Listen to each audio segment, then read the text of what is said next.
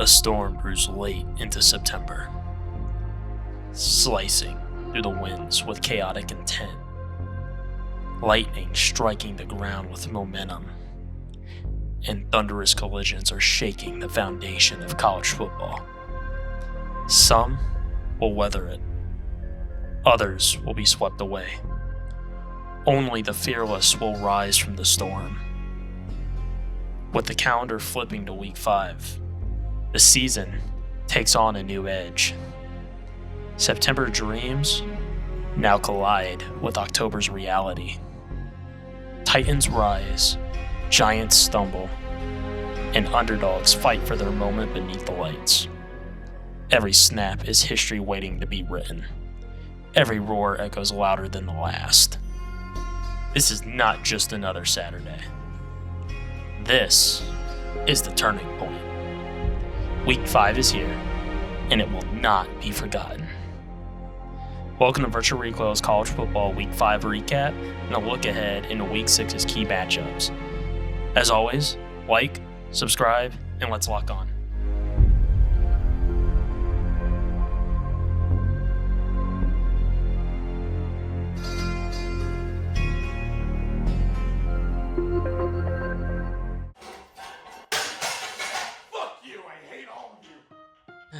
Now looky what we have here. A completely unsuspecting Friday night primetime game between the immovable, dominant force of Florida State. They find themselves going against a fledgling Virginia Tech. Oh, it's not even Virginia's most notable team they're playing. It's the Virginia Cavaliers, who have not had a top 10 home victory since 2005. Who is their opponent again? Ah, shit. Oh well. That was before you could buy your teams and parity within college football existed. This is obviously the year Florida State crushes anyone and everyone beneath their cleats. I wonder how badly Virginia took it to the chin last night. What the fuck is this? You lost? Not only did you lose, you had multiple created turnovers in which you responded by giving 3 of them back. On top of that, you decided to do this literally the week before playing Miami. You're pretty much everyone on the college football dome here has had that game circled the entire time, and you decide to do this now? Now, who the fuck spiked Florida State's Gatorade before this game? Because judging by the amount of blown run stoppage and the turnovers committed, this team was not the same team from week 1. Fucking disgusting. Castellanos deserved the sign language he received after the fans rushed the field. Yeah, but I will say this one thing about that game. I feel bad for that one defensive player after, because Virginia just will release the hounds on the field. And it was like that scene in The Lion King with that herd of hyenas just run over Mufasa and everything. It was like that defensive player got swallowed up by that herd of Virginia fans going plowing over the field. Kind of felt bad for him. Scar! Brother, help me!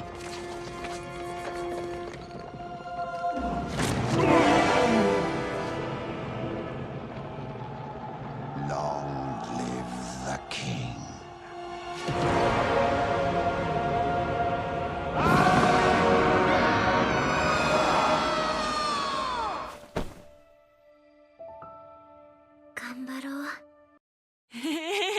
Going to Saturday's slate, moving on over to the Midwest. USC at Illinois. So, in the age of NIL, getting a read on teams' tendencies has become much more difficult. 1 week, you're getting your doors blown off by a basketball school, that being Indiana. And then the following week, you're pulling off an improbable win over football royalty. The Fighting Illini, I guess, did not like the ass beating they received last week in Bloomington and decided to take their frustrations out on USC. The game for most of it was Illinois in control, with USC constantly just getting in their own way for the rest of the game. For most of the game. Until USC remembered they were playing a football game deep into the fourth. USC stormed back from a 14-point deficit and took the lead with less than 2 minutes to go. So this is where I begin to say to myself, Brett Bielema's going to do Brett Bielema things again and have a food coma at the wrong time. Until there was less than 2 minutes and Illinois decided to drive the field and nab a walk-off field goal for the win. Bielema, you have earned the right to take a step out of the door and in the piss corner. Just be sure to clean up your trail of halftime chicken wings. As for Lincoln Riley, you really start to wonder, when does enough become enough? When is the last time you can truly say he's won a meaningful game? If they do not quickly rebound and beat Michigan in 2 weeks, it's only downhill from there, and I truly believe this will be the last year of the Riley experiment in Southern Cal. Yeah, I mean, I can say from last week, I called it from my pick. I told you that the mighty Fighting Illini would make their comeback and stuff. So, but that I will say, at least USC wasn't as bad as what happened in the South when Notre Dame went to town against Arkansas. What the fuck? Yeah, the only reason why we're bringing this absolute tragedy of a game up, Arkansas has done what only can be described with the word finally in big capital letters. The Arkansas Razorbacks, after a giant ass whooping in front of their own home crowd, have finally let go of head coach Sam Pittman after what has been a disastrous 5 years, pull a failed promise after failed promise. Pittman, prior to Saturday, had quite possibly one of the most baffling positions in college football because of the massive amounts of underperforming with Arkansas underneath his tutelage, which would have surely gotten any head coach fired anywhere else. As for who is taking his spot, the Casanova on two wheels, interim head coach Bobby Petrino. Just for the love of all things holy, Arkansas, keep him away from the women's volleyball team and motorcycles. As for Notre Dame, this is the kind of dominant performance that can catapult you the rest of the season. The only question that remains is, does a two-loss team with no conference championships get in? I mean, they would have to win out and win convincingly the rest of their schedule. And I mean, they did it last year because remember they that big loss at NIU last year. So I mean, I won't put it past them. So and they're going to have to do that again and more convincingly than last year. And you know how happy I was when I heard the news that Bobby Petrino is back to where he belongs at the helm of Arkansas. He will ride them off to the sunset for another barely 500 season to the Sugar Bowl. Even though the Sugar Bowl's in the playoffs now, but for the sake of that picture, for the sake of that legendary picture of him wearing that Sugar Bowl cap in that iconic neck brace, God bless that man.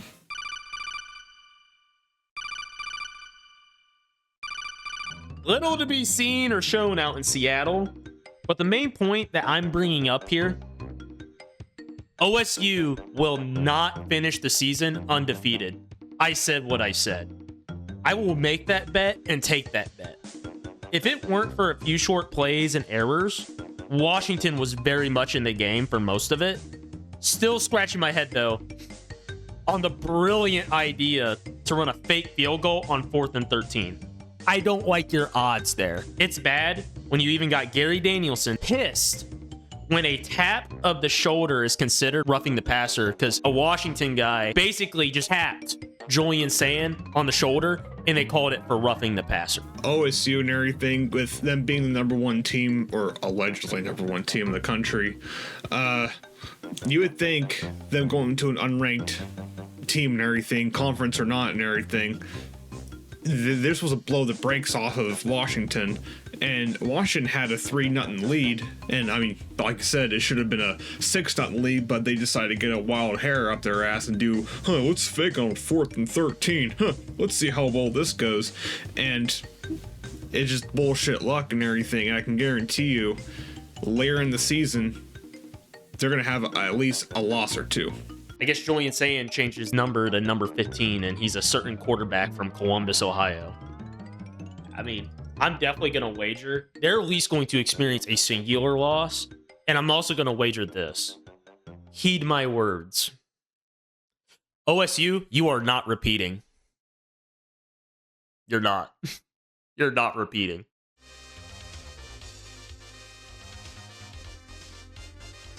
I am very saddened to say the Volunteers did not decide to volunteer this week and went on to win a crazy game there at Starkville. Tennessee looks to be pushing forward after the heartbreaker in Knoxville 2 weeks ago with Georgia. But as for the way they won, a win is a win to be sure, but not every game are you going to have the luck to overcome 2 interceptions thrown, especially late in the game, setting up a Mississippi State go-ahead touchdown. Their third down efficiency has been atrocious, and the defense is suspect at best. I'm still not sold on Tennessee yet. We'll see what they do against a possibly charged Arkansas squad, because that's who they play next week. They play Arkansas next week under new leadership. As for Mississippi State, you hate to see it, and I really wanted my pick of Tennessee to actually be wrong from last week. I think Jeff Levy has done well giving the Bulldogs an identity. Growing pains, though, are going to be expected. Got another opportunity this week going against a really good Aggie squad in Texas. Yeah. Tennessee's going to have a rough time. I don't think they're going to be back in the playoffs the way how they're kind of luck. They're just playing on just blind luck at this point. But you never know. But what do I know? But I think Tennessee's going to be just fine from on out. And Mississippi State, if they just need a few, like at least 1 or 2 quality wins, then they should be in the top 25. I don't know why they were in the top 25 for this matchup to begin with, but time will tell. We had some guys played their butts off tonight, and we're sitting here again. Talking about the same things. 11 years ago, as an Alabama fan with 100% confidence, I can tell you I hated Lane Kiffin and everything he did to our offense his first year serving as our offensive coordinator. 11 years has passed, and just like anything, things have a tendency to like to change. No matter how minuscule or drastic, they do. I am here to tell everyone, in the year of 2025, Lane Kiffin has not only become a great head coach, he is someone I cheer heavily for him and his team's success.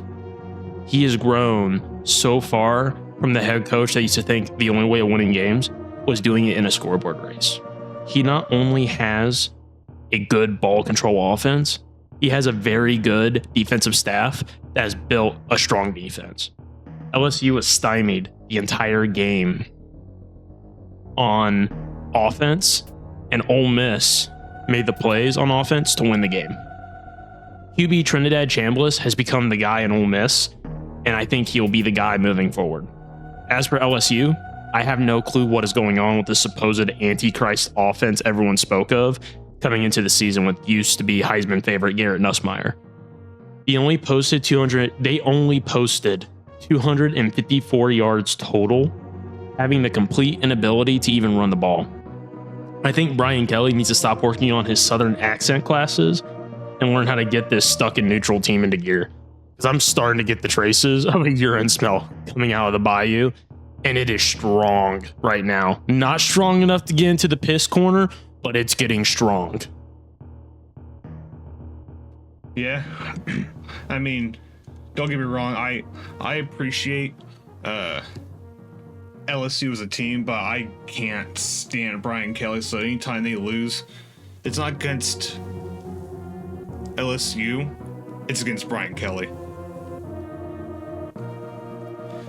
And like I said with Lane Kiffin, he's a great coach and everything. He just needs the right players, and now I think he's got the right tools that he could. I think he can stir some trouble and everything, not only in the SEC but possibly maybe a trip to the college football playoff, possibly with the way how he's going.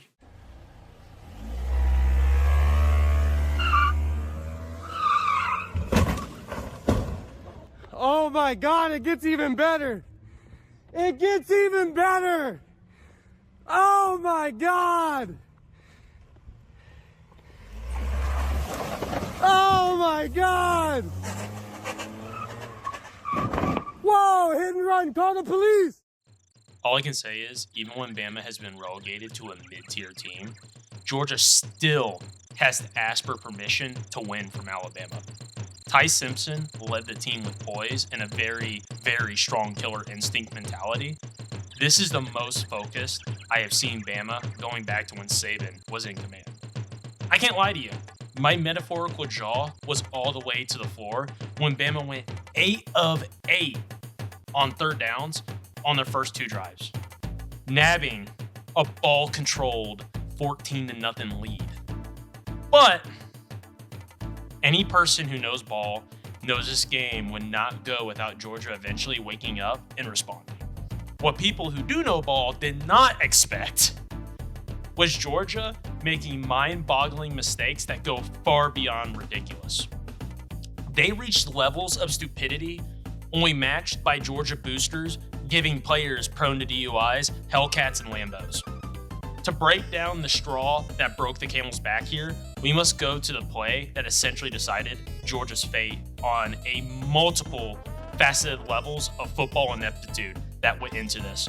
You got Bama on a 3rd and 1 with about 2:20-ish left to go and 3 timeouts remaining with the 2-minute warning as well. 3rd and 1 is not something you call a timeout on unless it is absolutely your last opportunity to get the ball back, because the likelihood of the other team getting it is higher on the favorability scale than them not. Now, Bama was quickly going up to the line to snap the football. The reason why this is important, hurry up is good and all when it works.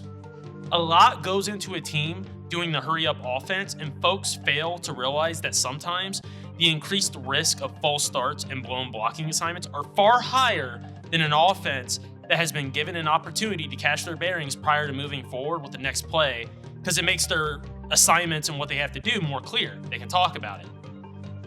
So, Bama was hurrying up and doing all the things that tipped a little bit more into Georgia's corner. Then Kirby Smart did the dumbest thing imaginable. He called a timeout on a 3rd and manageable 1-yard play, blowing a timeout that could have been very useful. But hey, I'm not a coach. I'm just a guy on YouTube who had the bright idea to bitch about his problems with football. So, as expected, Bama does a QB sneak up the middle with Ty Simpson and gets just enough from a hellacious effort from Ty, by the way. So, you think, cool, Bama got the first down, but Georgia still has the 2-minute warning and 2 timeouts with the potential to get the ball back. Down 3 still with right around a minute 10, and still some better field position possibly. You wonder why I mentioned the possibility of better field position. Roll the tape. They are going to see it getting All right, thumbs up. Ready, guys? Let's do this. Leroy Jenkins! comes in at the end of the play. I mean, what in the world are you thinking here? The play is over. It's over. Whistles. This is Sparta! Like, what the hell are you thinking? That's 15 yards. You just cost the team. That is just ludicrous. That wasn't late. I have no clue what the fuck Ellis Robinson was doing here, but oh my god, how stupid can you be? It's bad even when you got Herbie, Mr. Happy and All Bright himself, telling you what the hell are you doing in front of the whole country, how you just cost your team 15 yards. Not only did you give Alabama better field position, you gave the potential of your offense getting the ball better field position as well. You still have a chance to get the stop. But I'm here to tell you, spoiler warning, you did not get the stop because of that bullshit you pulled. You deflated Georgia because on a 3rd and 5, Ty Simpson does a fake to the left and rolls out to his right and tosses it right on over to Jam Miller to get a nice little go-ahead 8-yard catch, and boom, end the game, run out the clock, and glad to have you back, by the way, Jam. All I can say is, I cannot wait to get the Georgia State Patrol statistics for DUIs in Athens. And oh yeah, Ellis Robinson, welcome to the Piss Corner. So this week, we have 2 additions. We have Mike Norvell's bullshit there in Virginia, and now we have Mr. This is Sparta hopping right into the pile, Ellis Robinson, in that Piss Corner as well. So you both can enjoy rolling in it and just enjoying the smells of it because you guys earned your spot. Now, as for Bama, we got much more to see, and next week will be another big test against... Oh, shit. Here we go again. Fuck. It just had to be them.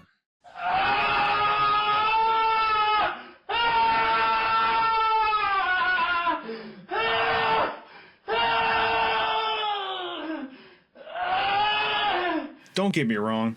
I love my dear old Nittany Lions. Been one since I was born, but I wish I could say I'm shocked at this result, but I'm not. I had a gut feeling when we had that storming comeback brewing that if we didn't stop Oregon with Dante Moore at the helm of the Oregon Ducks, we would be screwed. Before we talk, this rapid display of James Big Game Franklin, let's take a look back in time, shall we? The day is October 22nd, 2016.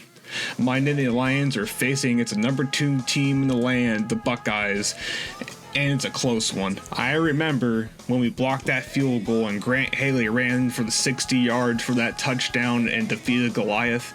I remember thinking we're finally back after all those sanctions and the fallout from that dastardly, sickening 2011 Jerry Sandusky scandals, and from then we won the Big Ten that year and went to the Grand Day of them all and lost to USC in a very high-scoring competitive game at the Rose Bowl. You'd think from that year on, oh, Penn State is finally back in action. They're going back to Camelot of college football. But fast forward to today. Yeah, we had some good New York Six Bowl wins and some shitty bowl losses, but we were always, with the exception of that awful 2020 when we were 4-5 and 2021 6-7 seasons, always having 9-3 or at worst, or 11-1 season at best. But one thing has remained true is that James Franklin can't win against the boogeymen known as OSU, Michigan, or any team ranked in the top 5 to 10, or hell, even in the top 25 in some cases. But this was the time I thought it would change, despite the slow start of the first 3 tune-up games against Nevada, FIU, and Villanova. This was Oregon's first time experiencing the famed Penn State whiteout with a 110,000 strong crowd screaming at the top of their lungs, disrupting the offense. I've experienced it firsthand personally when Iowa came to town, when we blew them off like 30-0 and everything. It was wild. Great environment to be in. Going into this, I was feeling something that burns me year after year after year with this team. It's called hope and optimism. It's a dangerous drug. There was an error on my part. We always see the memes and the jokes of sad fellas getting dragged by their wives or girlfriends to do like at a wedding or a get-together or whatever on that Saturday of all those marquee matchups of college football that Saturday. Well, that's what I inadvertently did to myself by buying concert tickets way back in February, not thinking of the college football schedule. So, while my Nittany Lions were struggling to find their head from their ass, I was keeping my blood pressure low by enjoying some good music. So, in a certain way, it was better for me not to watch this. So, it was hard for me enough to rewatch the highlights to make my notes for this. Now, to the game. It was a slow start for both teams, with the score at the end of the first quarter being goose eggs on both ends. There would be only a field goal apiece by halftime because all defense was just rocking. Both teams were great defenses, both on the Duck side and the Nittany Lions side. After many punts and playing Iowa Hawkeye Simulator 2025 for the better part of 3 quarters, the first touchdown came from the Ducks from an 8-yard touchdown pass from Moore to Darrell Hill Jr. that capped off an 80-yard 5-minute drive. After that, my Lions couldn't get anything going, and Oregon, surprisingly, got the ball back again and marched downfield convincingly for 75 yards in a span of 5 minutes for another touchdown with, 12 minutes, 25 seconds left in the fourth quarter. This was the point when I looked down at my phone at the updates coming through my phone and thought, oh, this was it. A shitty loss where we barely scored nothing. But wait, here comes that remorseless, callous thing called hope again. Because our offense finally realized that they were at the practice field. The lights were on. There were people in the stands. Oh shit, this is a real game. We better do something. And something they did with a wonderfully crafted 4-play 62-yard drive and 1 minute 55 seconds capped with a 35-yard pass from Drew Aller to Devontae Ross, bringing the score to 17-10. Here it comes. More hopium for me, that deadly intoxicant seeping into my brain thinking, oh, we might actually pull this one off. With a whooping 30 seconds left, we managed to pull off a 62-yard drive that took up the last 6 minutes of the fourth quarter to make it 17-17. And then came overtime. We got the ball first, and in 7 plays, we got a touchdown and had our first lead since the very first score of the game. Oregon would respond in kind with a touchdown to Jamari Johnson. Now it was do or die moment. It was second overtime, 24-24. Oregon had the ball again, and it took them no time to score another touchdown. Now, it was really do or die time for my Nittany Lions. 110,000 plus Lions praying for a miracle, all dressed in white. Finally, we can get that big win and clear the Wait, Aller? Don't throw that. No, don't. The receiver's in bad coverage. What are you doing? No! Aller! Why do you do this to me? Twice in 1 year. I thought you improved, changed. The flashbacks to the Nerd D name come back. No. Well, they say history doesn't repeat itself, but it does rhyme. And it seems like a rhyme we hear every year in State College, Pennsylvania. Franklin and crew can't win any meaningful games. Speaking of the discount, Mr. Clean, let's see what he had to say after the press interview. This happened versus ranked teams. How do you personally maintain your belief? Yeah, again, I kind of look at the entire picture. I get that narrative, and it's really not a narrative. It's factual. It's the facts. I get it, but I try to look at the entire picture and what we've been able to do here.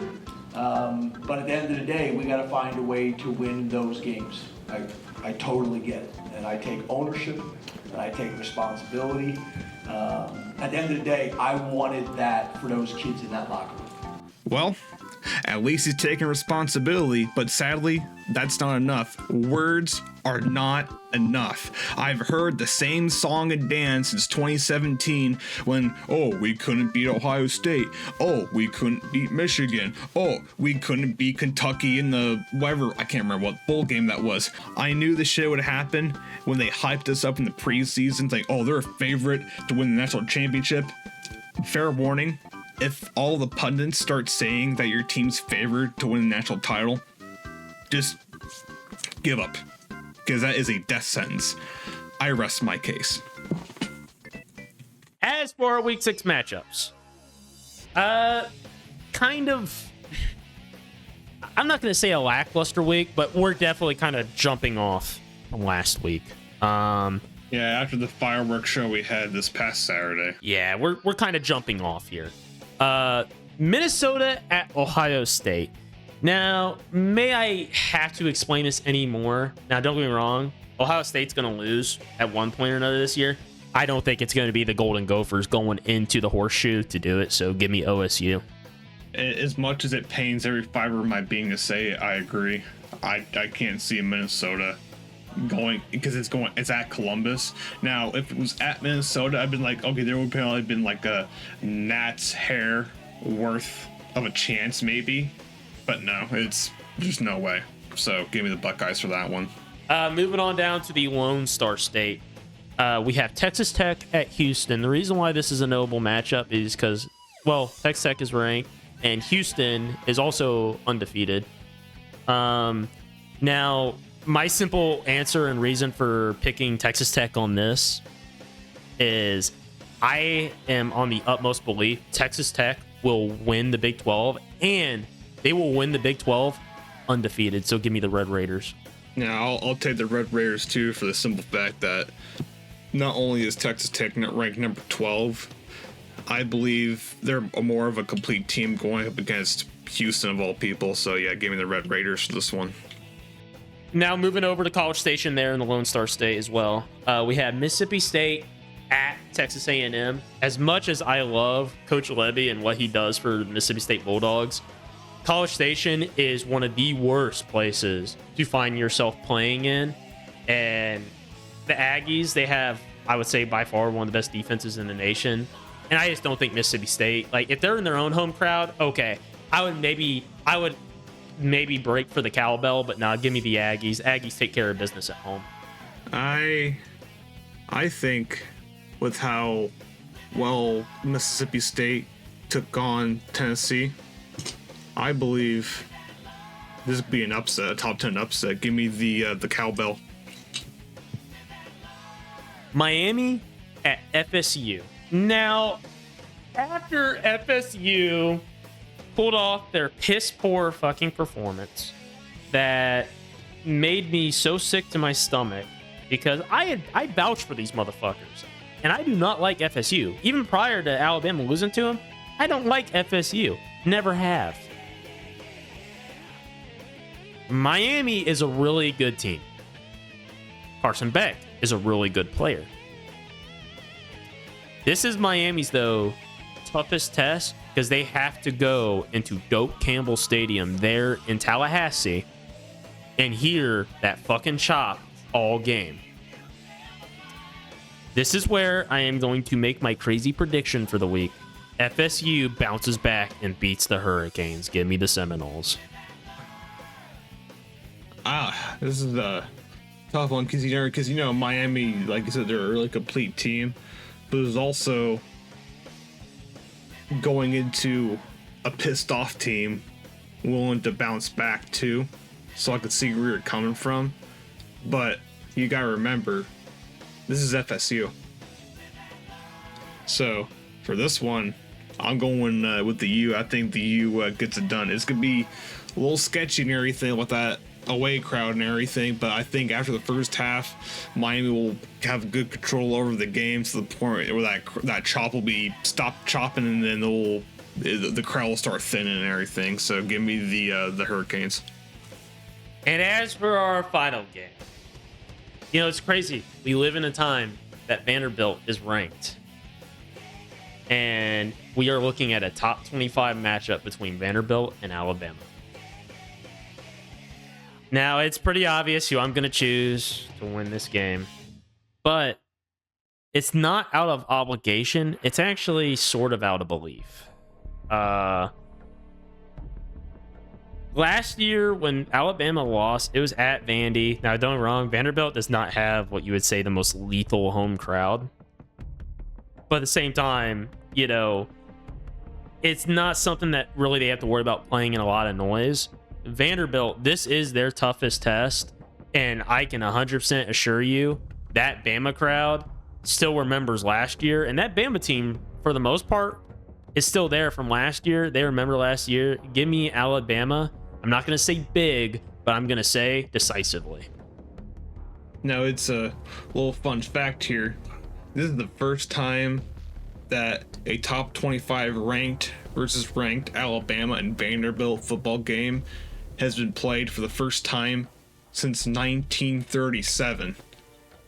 World War II hadn't even started yet. So that goes to show how rare of an occasion this is and historical this occasion is. But like you said, Vanderbilt, they're a scrappy bunch, but this is their first test, and this is at Tuscaloosa. I will give the Crimson Tide the win on this one, but like you said, it's not going to be the games of old where by halftime Bama's beating the breaks off of Vanderbilt like 50-0 by like lunchtime or whatever. But it's going to be a scrappy battle, and it's going to be a top 25 matchup, seeing that Vanderbilt is number 18 or 17.